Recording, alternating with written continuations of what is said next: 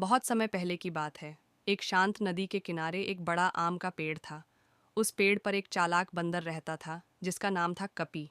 पूरे जंगल में उसकी बुद्धिमानी के चर्चे थे। एक दिन कपी आराम से शाखा पर बैठा हुआ था कि उसने देखा नदी किनारे कुछ केकड़े परेशान दिखाई दे रहे हैं। वे आपस में कुछ गंभीर बात कर रहे थे। कपी नीचे उतरा और बोला, मित्रों, तुम सब इतने चिंतित क्यों हो? केकड़ों के नेता कुरमा ने कहा, कुछ लालची कौए रोज हमारे अंडे और खाना चुरा ले जाते हैं। हम ज़मीन पर धीरे चलते हैं और वे ऊपर से झपट्टा मारकर भाग जाते हैं। हम कुछ नहीं कर पाते। कपी ने थोड़ी देर सोचा, फिर मुस्कुराया और बोला, मेरे पास एक योजना है। अगली सुबह कपी ने एक गूलर के पेड़ से चिपचिपा रस इकट्ठा किया और उसे कुछ चमकदार कंकड़ों पर लगा दिया। फिर उन पर कुछ छोटी मछलियाँ रख दीं, जैसे वो मुफ्त का भोजन हो।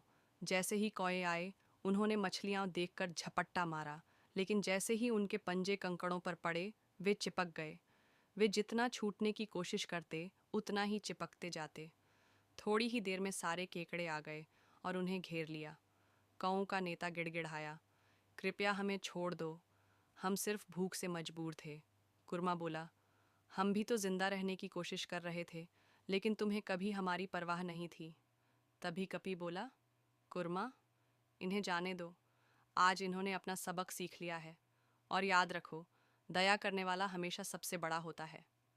केकड़ों ने सोचा, फिर कौओं को छोड़ दिया। कौवे शर्मिंदा होकर उड़ गए और फिर कभी वापस नहीं आए।